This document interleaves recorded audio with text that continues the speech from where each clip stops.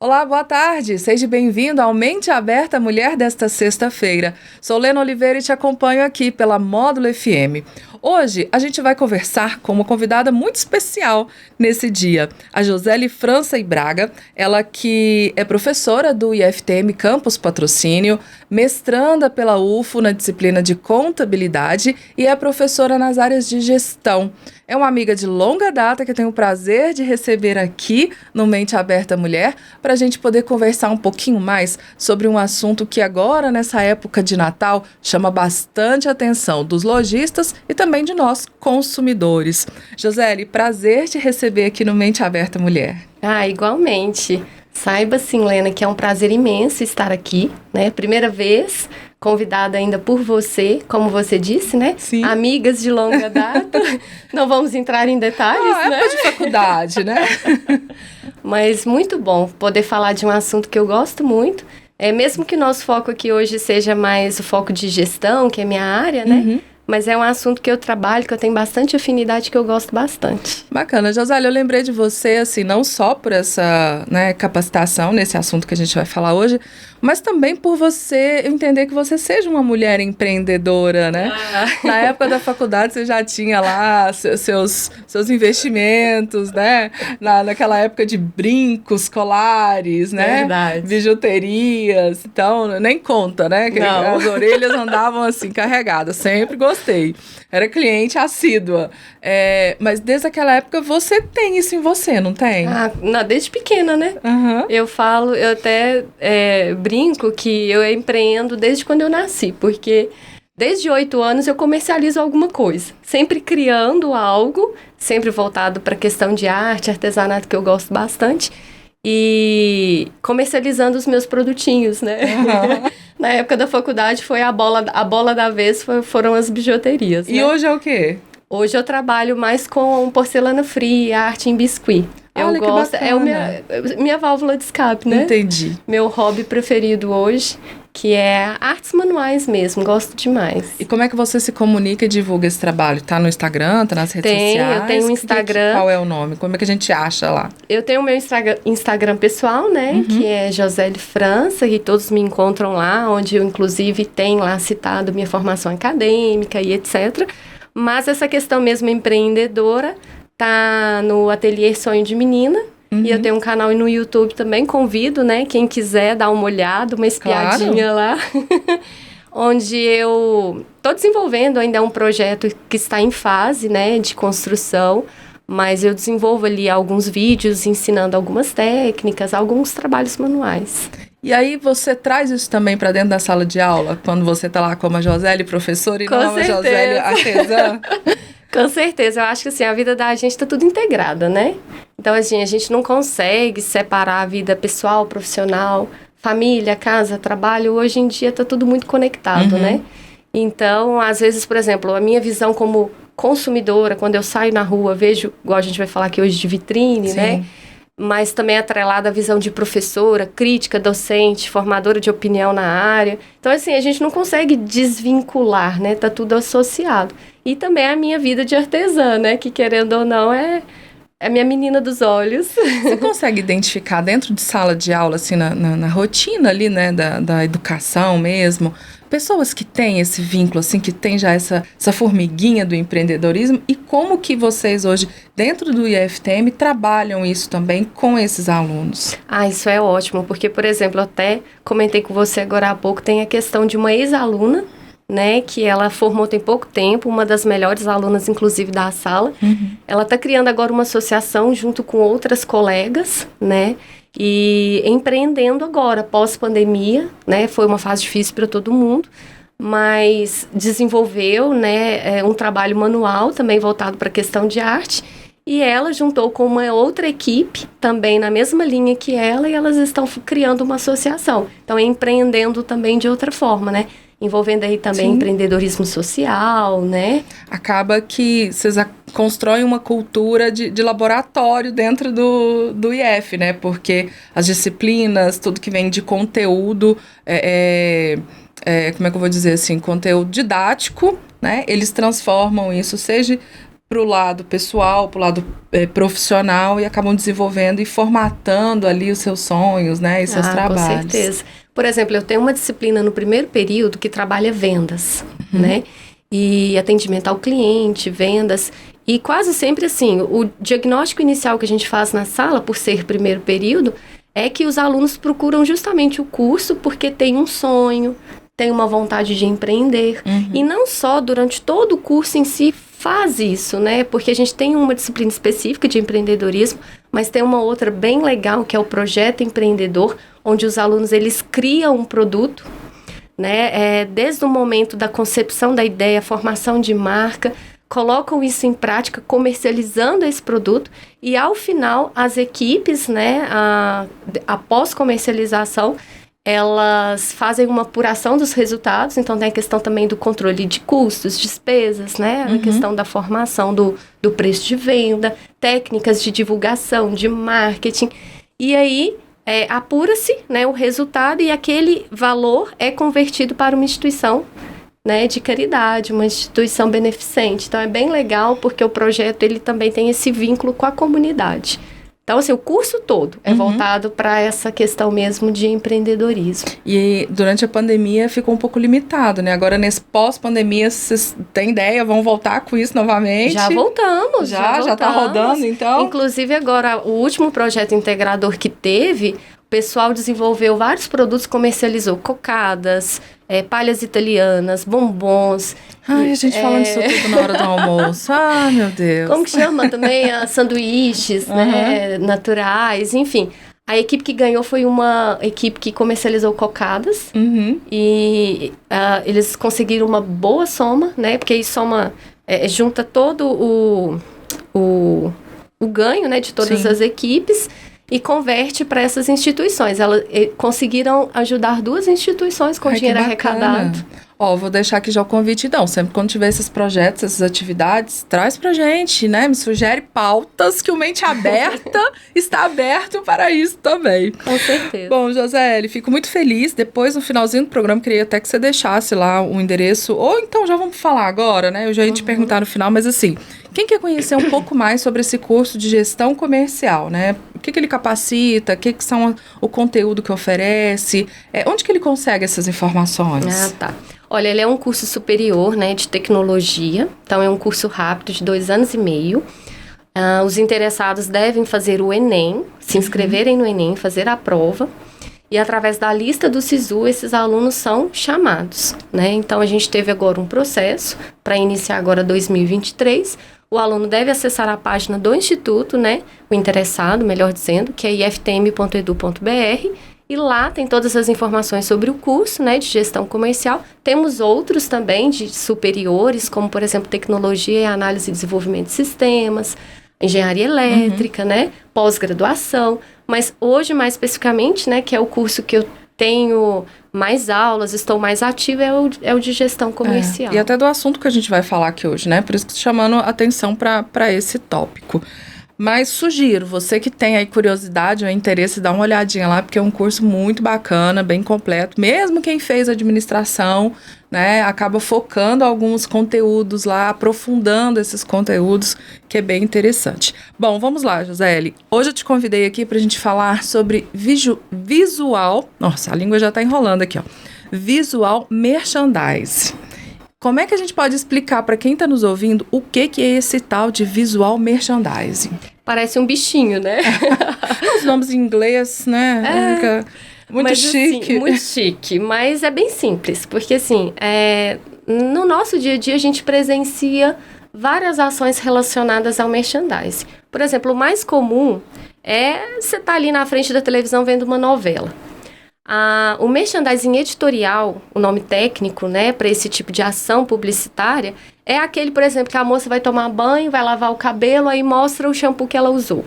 Então, é uma propaganda implícita, colocada dentro de um contexto, né, de maneira natural, aonde é feita ali uma propaganda. Então, às vezes, por exemplo, na própria novela, no filme, no teatro, no jogo de futebol, como a gente teve agora, né? Vocês devem ter visto lá o campo de futebol, as imagens, as placas, todo esse processo é merchandising, só que o nome certo é merchandising editorial, que é também conhecido como merchandising, como propaganda. E que blogueiros fazem muito agora, né? Com Depois dessa onda aí de internet, mídias digitais. Então posta lá, fulano usando uma bolsa, um sapato de tal lugar, de tal marca. Isso. Esse é um merchandising, assim, que acontece mais no nosso dia a dia, né? Que tá no auge agora. Com certeza. Tá Por exemplo, às vezes até a camiseta do apresentador do programa. Aí no final lá, o pessoal deve ver, quando sobe as letrinhas, né? Merchandising. Aí tá lá, fulano usa a marca X, Sim. né? Então, assim, é tudo que é implícito, que faz parte do contexto, que não foge muito. Que não fica agressivo, né? Olha, tô usando tal marca, tal camisa, né? Tal produto, senão vira propaganda. Tal serviço. Isso. Porque senão vira propaganda pura e simples, né? Publicidade. Mas o merchandising, ele tem essa característica. De uma forma sutil, você coloca seu produto, a sua marca ali naquele momento, naquele ambiente, né? Para uma informação para o cliente. Isso. Agora, hoje a gente vai falar do outro tipo de merchandising. E qual que é esse? Que é o merchandising de ponto de venda, ou também chamado visual merchandising. Esse merchandising é o que a gente vê dentro dos pontos de venda, ou também chamado PDVs. Né? Então, por exemplo, um supermercado, uma farmácia, uma loja de roupas e confecções, né? Enfim, sapatos. Então, é o comércio em si, né? A loja, o ponto de venda. Aí, Lena, você pode me perguntar assim, mas Josélio, o que seria um ponto de venda? Porque ponto de venda, a gente pensa na loja bonitinha lá, aberta, voltada para o cliente, né? Ponto de venda é qualquer ponto local aonde se comercializa um produto. Então, por exemplo, na porta da escola tem o seu Zé lá com a pipoquinha. Ali é um ponto de venda. Por quê? Porque ele está comercializando um produto. Aquele ponto ali onde ele se encontra com o carrinho dele é um ponto de venda. Comercializando a pipoca, a batata, o algodão doce, né? Então, ponto de venda digital, os próprios sites, websites, redes sociais. Aquelas interfaces, nas imagens, as cores, tudo que é colocado ali, né? Isso, então tudo isso é ponto de venda, PDV. Mas hoje a gente vai falar mais do PDV físico, né? Sim. Que é a loja, seja loja de rua, loja de shopping, né? Apesar de a gente não ter shopping aqui em Patrocínio. Eu acho que é uma carência local, assim, né? Não temos um shopping, é uma paixão. Mas, assim, o nosso shopping é o supermercado. Sim, sim. Né? Eu brinco falando. E lá dentro, dá pra gente, assim, já quando você começa a estudar um pouco mais sobre essa questão, entender um pouco mais essa questão de visual merchandising, até dentro dos supermercados, isso nos chama bastante atenção, né? Eu tive a oportunidade, na época que eu trabalhava numa cooperativa, né, de estar ali mais perto do supermercado, então participar de todo o desenvolvimento disso. Então eu falo que eu já fico olhando, como é que tá o cartaz tal, a placa tal, o preço, como é que tá colocado, os produtos na gôndola, né, a comunicação, a organização dos carrinhos, do caixa, tudo isso faz parte desse contexto. Sim. Ainda estou me lembrando muito bem dos conceitos aqui. Você tá bem. Memória sua tá afiadíssima. Tá afiadinha, né? Tô praticando. Mas assim, visual hoje, merchandising, ou merchandising de ponto de venda, é tudo que envolve todas as estratégias dentro do ponto de venda. Para estimular a comunicação visual, a organização dos produtos, né? A questão da precificação, que é fundamental, a disposição dos móveis, o processo que envolve a decoração, o designer, o layout de loja. Então, até, por exemplo, a climatização, como agora a gente está aqui, né, num clima geladinho, de ar-condicionado, a iluminação, as cores. Então, é um contexto geral de loja, que envolve todo o visual da loja, compondo também a organização de tudo que está lá dentro, principalmente dos produtos. Agora, Joseli, eu como gestor, eu não consigo saber todas essas informações, mas que tipo de profissional que eu posso trazer para me auxiliar na hora de eu definir isso, né? A fachada da minha loja, a minha vitrine, ou se às vezes eu tenho um escritório, né? Por exemplo, minha loja não tem vitrine, mas eu pensei, né, no visual, falei, onde que eu vou colocar minha marca? Como é que eu vou comunicar isso aqui, né? Onde eu vou pôr meu parceiro e tal? Quais são os profissionais que a gente pode trazer nesse momento de decisão?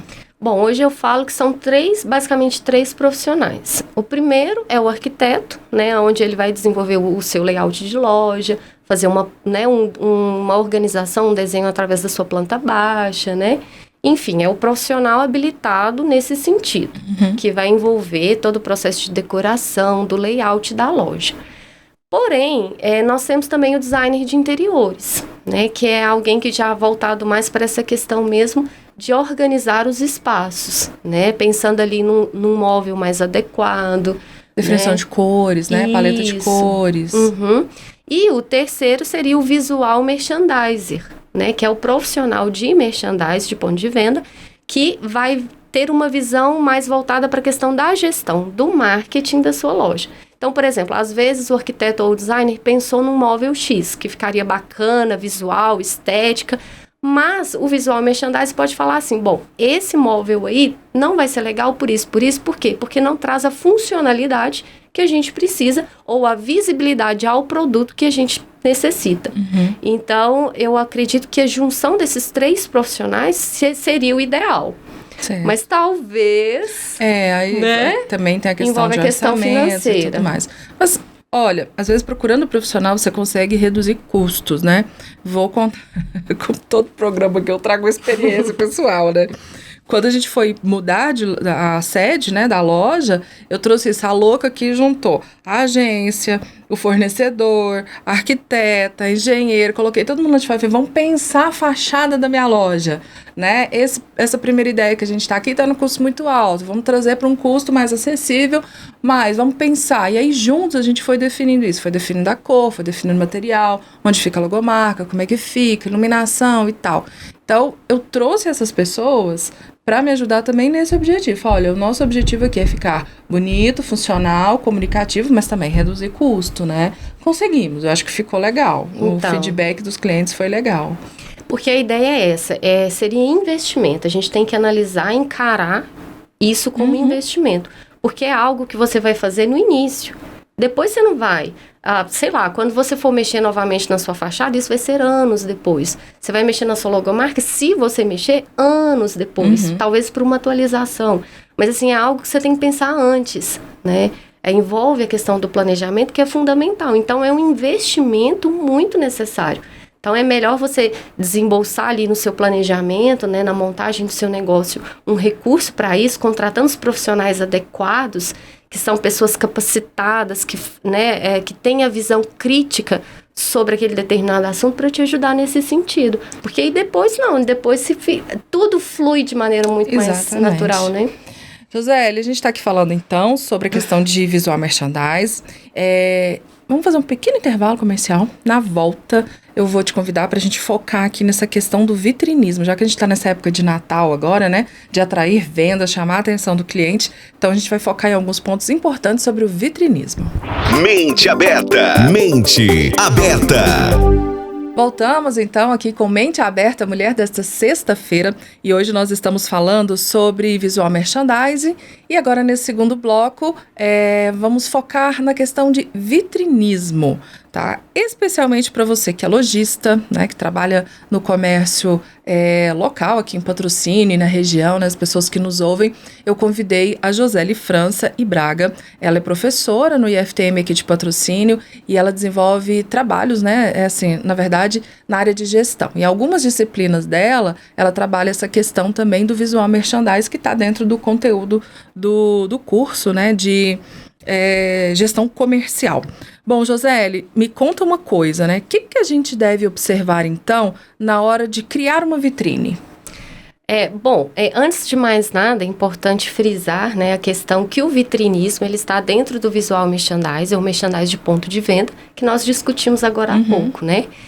E o merchandising de PDV, ele compõe várias técnicas, várias ações de marketing dentro do ponto de venda, que tem como objetivo principal estimular a venda por impulso. Então, assim, a gente sabe como consumidoras, né, que somos e consumidores. Você tem aquele vestido do tamanho tal, aquele vestido que eu passei que vi na vitrine dia tal. Justamente. Nunca, né? Quem nunca entrou numa loja porque viu um produto numa vitrine? Falou assim, eu amei, você tem aquele daquela cor ou daquele tamanho, né? Então, assim, a vitrine, né, lógico, sem desmerecer a fachada de loja, porque compõe tudo, tudo faz parte de um único contexto. Então, a fachada de loja é fundamental, mas a vitrine, a gente fala que ela é o vendedor que não fala. Porque ela está ali no mesmo nível, né? No olhar do cliente, comunicando, mostrando o produto. Isso. Um contexto de uso. Seria isso nessa ideia? Seria, porque, por exemplo, você tá, igual você falou, passando na rua, né? Você tá olhando, é muita informação, né? Uhum. Hoje, assim, a gente é bombardeado de informações e questões visuais o tempo todo. Então, algo tem que atrair o seu olhar. E o que seria esse algo para atrair o seu olhar para aquele consumidor que está passando na rua? A vitrine. Então, a principal função de uma vitrine era atrair o consumidor para dentro da sua loja. Porque a partir do momento que ele entrar na sua loja, aí acabou. Aí são outras técnicas que vai envolver o visual merchandising, mas também técnicas de marketing, de vendas. É que depois a gente pode falar disso no outro programa, né? Já está escalado aqui para 2023. E quais são as vantagens da gente usar a vitrine como essa ferramenta de comunicação e atração do cliente? Bom, eu até listei aqui algumas, porque assim, tem muita loja que opta por não ter vitrine, né? Mas aí o que é importante? A loja que não tem vitrine, repara, é loja que tem uma porta gigante, onde você consegue ver a loja como um todo. Então, o próprio interior de loja funciona como uma vitrine. E a vitrine que a gente vai falar aqui agora é basicamente aquela vitrine que a gente fala vitrine frontal, que é a vitrine voltada para a rua, que quase sempre tem um pano de vidro, né? Aonde atrás desse vidro está a exposição de produtos, manequins e etc., adereços, né? Que são os adornos, os acessórios de apoio, que vai compor toda ali a comunicação visual da sua vitrine. Mas envolve também iluminação, né? O próprio cenário, que a gente sabe que toda vitrine, eu vou falar disso daqui a pouco, é legal você contar uma história através da vitrine, né? Ter sempre um tema ou um esquema. A iluminação, a cor, enfim, vários elementos que vão compor toda essa vitrine. Mas, enfim, essa vitrine central, a frontal, melhor dizendo, é a mais comum. Mas a gente tem a vitrine de trânsito, que é aquela, por exemplo, não sei se vocês já foram naquela loja Centauro. Uhum. É uma vitrine onde, por exemplo, é a vitrine de trânsito. A própria loja, o próprio visual da loja já é todo esportivo, que já você compõe. Entrando na loja, eles já colocam ali, tipo, aquelas raias de corrida, né? Isso. Que você já fica meio, o que é isso aqui? Uhum. Quer dizer, você já está numa pista de atletismo, né? Isso. Que é um adesivo de chão, que é um material de PDV. E aí tem todas exposições de produtos voltados para o olhar do cliente durante o trânsito dele pela loja. Então, isso também é vitrine. Outro tipo de vitrine, além dessa vitrine frontal tradicional que a gente conhece, é aquela vitrine, por exemplo, Joalheria França. Vou falar aqui da minha família. É aquela vitrine central, né? A vitrine central é aquela que tem um ângulo de 360 graus dentro da loja. Você consegue expor produto por qualquer ângulo da exposição da sua loja. Tanto de fora quanto eu estando dentro da loja também, eu tenho ali um visual, né? Eu vejo... É até engraçado, né? Quando a gente fala vitrine, a primeira imagem que vem é só aquela de rua mesmo, né? Aquela que a gente vê.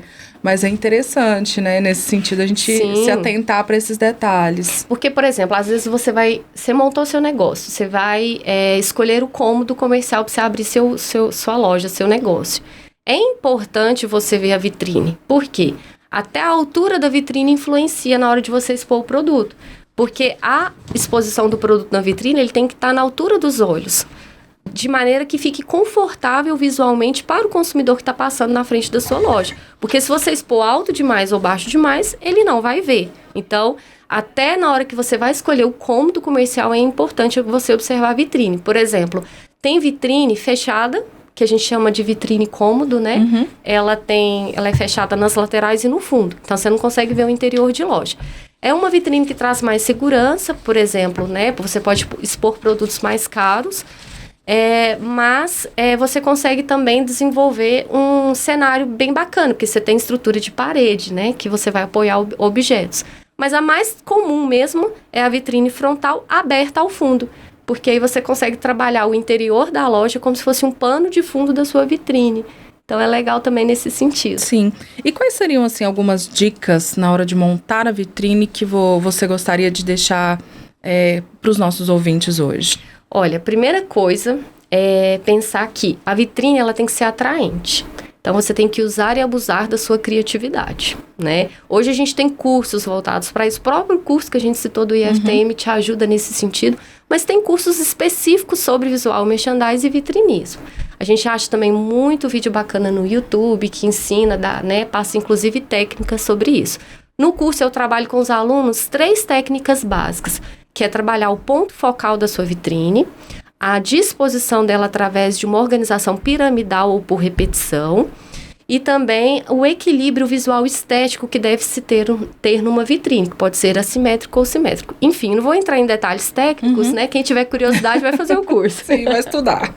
Mas é importante a gente pensar no visual atraente, é você pensar também no ponto forte da sua loja. Por exemplo, se o seu ponto forte é o preço, então a sua vitrine sempre tem que falar, expor grandão o seu preço, falar que você parcela em X vezes, que você aceita X cartões. Então, se o seu forte é a precificação, é a forma de pagamento, deixe isso exposto na vitrine. Eu trabalho com o público... homens, mulheres e crianças, enfim, né? Mulheres, crianças e infanto-juvenil. Então, exponha produtos nas mesmas proporções na sua vitrine. O que é muito comum acontecer, Helena? Às vezes, por exemplo, o foco é público feminino. Aí tem um pouquinho ali de artigos masculinos, mas monta uma vitrine oposta. Coloca um monte de artigo masculino e pouca coisa feminina. Então, quer dizer, se o cliente vai entrar porque viu algo interessante na vitrine que o atraiu, ele vai entrar e não vai encontrar, e vai gerar aquela decepção e frustração de compra. Então, a sua vitrine ela tem que ser condizente com o seu público, com o produto que você trabalha, né? Com o mix de produto, né? O que você tem para oferecer, né? Isso. O seu preço. Então, por exemplo, às vezes você trabalha com preços populares e monta uma vitrine totalmente luxuosa. Tá errado. Por quê?